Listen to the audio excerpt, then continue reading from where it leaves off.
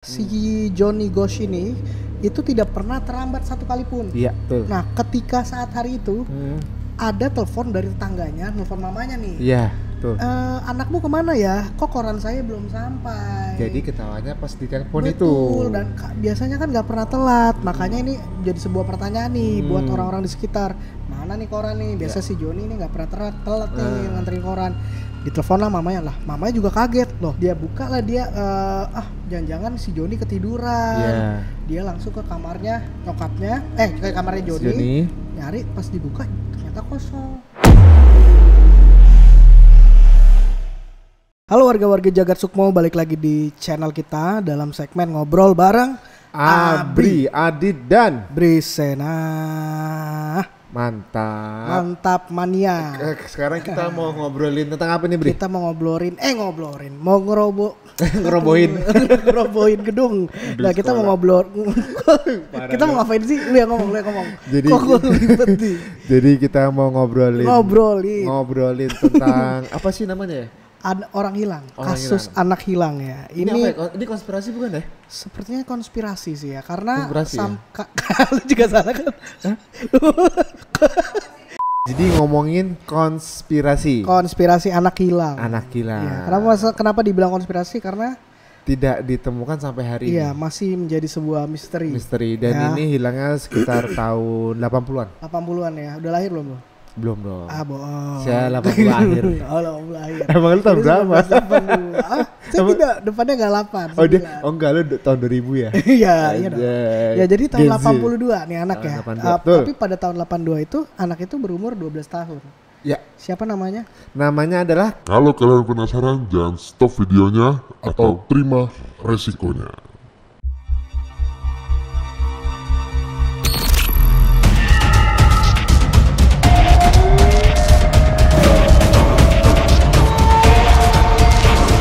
Jagat Sukmo.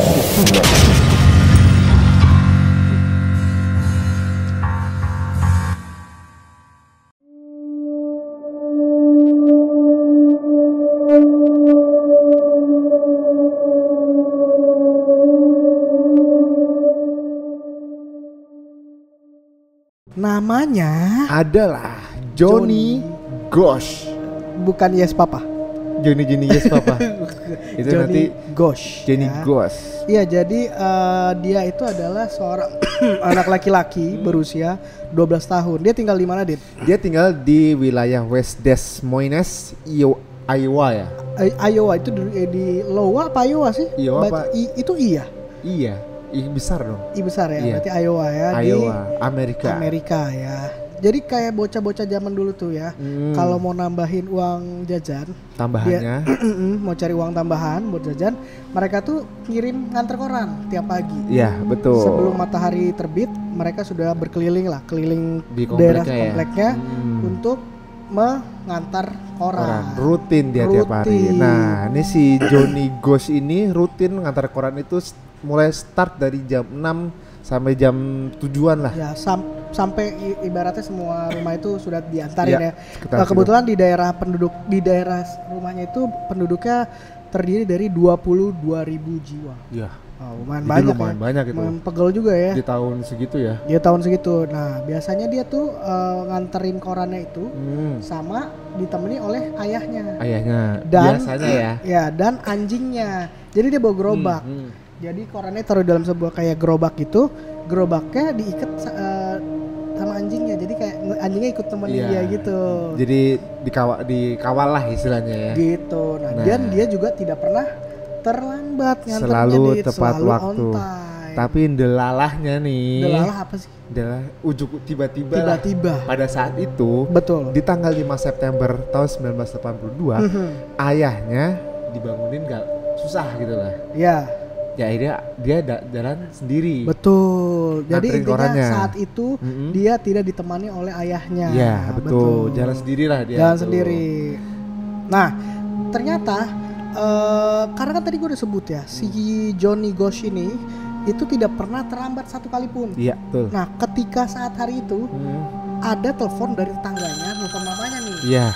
tuh. Anakmu kemana ya? Kok koran saya belum sampai? Jadi ketawanya pas di telepon itu. Betul, dan biasanya kan nggak pernah telat. Makanya ini jadi sebuah pertanyaan nih buat orang-orang di sekitar. Mana nih koran nih? Biasa si Joni ini nggak pernah telat nih nganterin koran. Ditelepon lah mamanya juga kaget loh.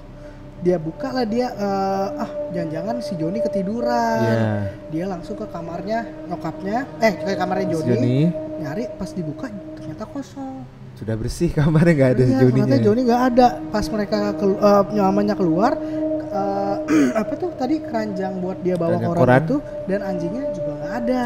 Ya tuh. Ternyata dianggaplah jangan-jangan nih anak berangkat sendiri nih karena mamanya lihat suaminya masih ada yang biasanya nemenin. Ternyata dia jalan sendiri saat itu. Akhirnya dicarilah sama papanya. Papanya langsung ya udah saya cari dulu deh, mungkin dia nggak jauh lah, kan masih jam segini juga. Dicari muter-muter ketemu, tapi hanya gerobaknya ya. Hanya gerobak dan anjingnya. Iya, baliklah lagi papanya ke rumah panik. Ngasih tahu ibunya, anak kita nggak ada, aku cuma nemuin gerobak dan anjing piaraan mereka. Nah akhirnya karena hebohnya orang tuanya ini, akhirnya orang tuanya si John ini lapor ke kepolisian setempat. Ya namanya orang tuanya kan kebetulan John juga dan Norin. Namanya Norin. Dia lapor ke polisi setempat tapi tidak diterima, tidak digubris. Kenapa? Karena waktu itu peraturannya lewat 72 jam ya. Betul. Belum dinyatakan hilang. Dan selain itu tidak ada kayak biasanya kan orang kalau ada penculikan ada yang minta uang tebusan. Nah kala itu tidak ada sama sekali yang minta uang tebusan. Jadi benar-benar sunyi lah. Iya, jadi diduga mungkin Joni kabur dari rumah. Itu perkiraan polisi awalnya. Makanya saya nggak bisa nih bilang dia anak hilang atau penculikan, kasus penculikan karena belum 72 jam dan juga tidak ada penjahat yang minta uang tebusan. Gitu, makanya belum bisa diproses. Tuh. Nah, dengar hal itu, dengar respon dari kepolisian, orang tuanya kecewa kan. Ya udah dia akhirnya mereka tampil di TV di media dan menyebarkan ribuan poster yang isinya mukanya anaknya. si Joni ini. Betul. Jadi kalau zaman sekarang bilangnya viral lah ya. Akhirnya viral kasus itu, banyak orang yang tahu. Bukannya dapat respon, malah banyak telepon iseng. Betul. Terus ada pokoknya intinya jadinya ada kabar burung-burung aja gitu, nggak ada kabar yang benar-benar menyatakan fakta bahwa anaknya ketemu. Nah, sampai-sampai pada suatu hari si Joni ini punya teman sejawat, teman loper korannya nih. Ya namanya Mike nih. Si Mike ini bersaksi, dia bilang saya sempat ngeliat si Joni nih. Nah, betul. Sama pria kekar. Betul. Waktu hari kejadian. Benar. Nah, si Joni ini kayak diajak ngobrol sama pria kakak itu di mobil biru, tapi mobil birunya ini plat nomornya juga gak ketahuan kan. Nah itu si dari Mike nih. Terus ada lagi saksi lainnya namanya John Rossi. Dia ngeliat Johnny juga sama kayak si Mike, tetangganya kan. Tapi yang ngeliat plat nomornya si John Rossi ini nih Bri. Dia ditanya, saya ngeliat plat nomor tapi saya nggak hafal. Nah John Rossi itu juga katanya melihat si Johnny itu. Tapi jadi katanya dia ada sebuah mobil yang sepertinya dan pria di dalam mobil itu sepertinya menanyakan alamat sama si Joni. Cuman Joni kan masih anak kecil kan. Siapa Rossi ya?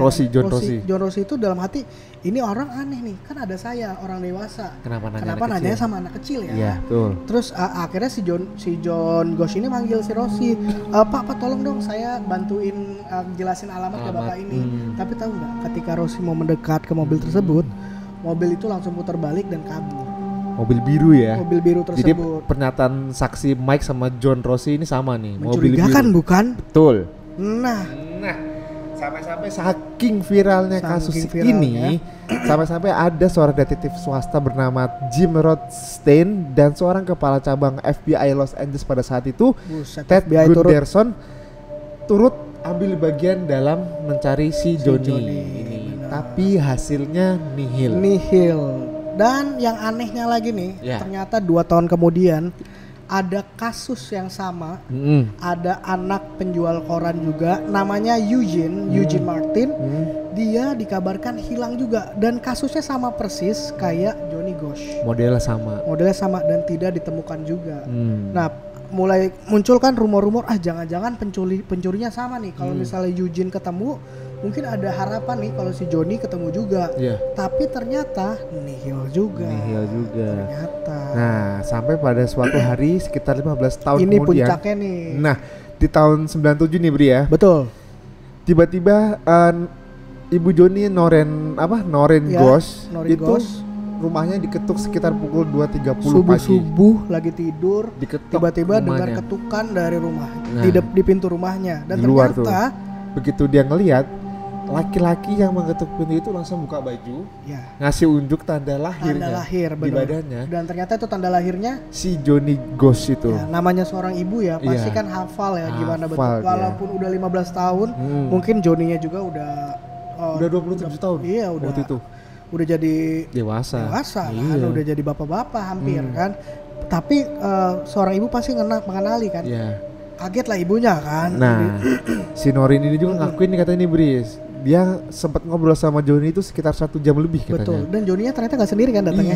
Dia ditemani oleh seorang pria. Iya, itu yang bikin ngeri itu. Betul. Dan udah ngobrol-ngobrol gitu, tapi Johnny kayak masih menunjukkan gelagat aneh.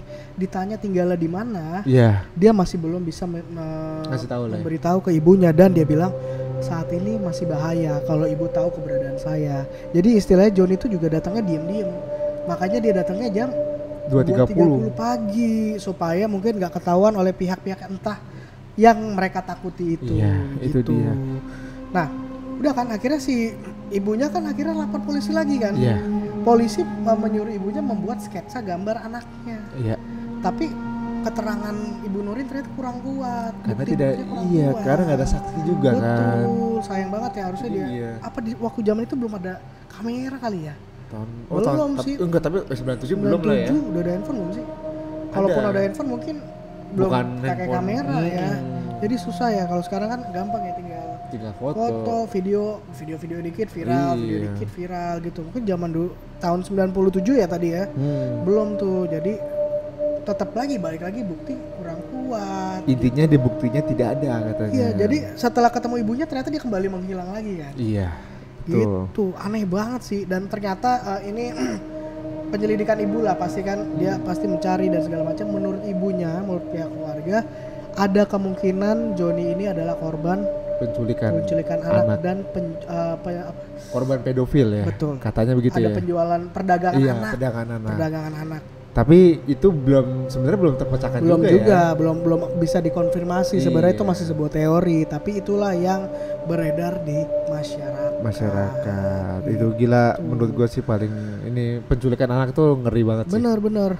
Dan sampai sekarang kayak tidak ditemui dan ini ada satu lagi nih. Ada seorang narapidana yang ditangkap pada 2 tahun atau 3 tahun setelah kasus ini deh.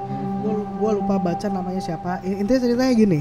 Jadi narapidana itu mengaku kepada polisi kalau dia yang membantu sang penculik anak untuk menculik Johnny Ghosh. Dia beri kesaksian itu. Ya, aku yang menculik dia. Namun ketika dikonfirmasi lagi, orang ini malah dibilang punya gangguan kepribadian.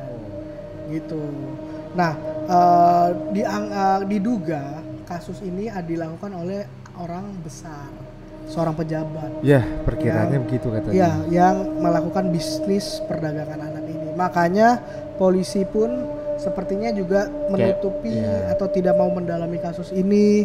Dan ya itu kali mungkin ada pihak-pihak yang lebih kuat di belakangnya yang sehingga membuat kasus ini tidak pernah terpecahkan sampai sekarang ya. Itu teori yang tersebar di internet, masyarakat. Konspirasinya gitu. Seperti itu. Johnny Ghosh, gila. Hilangnya Johnny Ghosh berarti udah 40 tahun dah ya? 40 tahun sekarang. Ibunya masih percaya kalau anaknya masih hidup. Iya. Orang tuanya masih ibunya juga menyatakan walaupun anaknya ketemu sekarang pulang atau gitu, dia tetap, si Johnny itu tetap anak kecil. Ya iyalah. Tetap Johnny kecilnya gitu. Memori terakhirnya adalah memori dari umur 12 tahun kan. Dia kehilangan berapa tahun momen perkembangan anaknya itu. Puluhan tahun Puluhan itu. tahun, iya. Ya ibu pasti mengharapkan yang terbaik ya, anaknya Iya, ketemu, benar. datang lagi bisa bersama kembali, tapi ya kita doakan yang terbaik lah. Iya. Masih selalu ada harapan lah. Iya, Kan mudah-mudahan ini- sih mudah-mudahan Joninya masih tiba-tiba sehat ya. entah kapan Joninya kembali dan keluarga ini bahagia kembali ya, kita doakan lah. Atau mungkin lagu Joni Yes Papa dari itu kali ya. Terinspirasi kan. Tapi harusnya Yes Mama. Kan yang nyariin mamanya.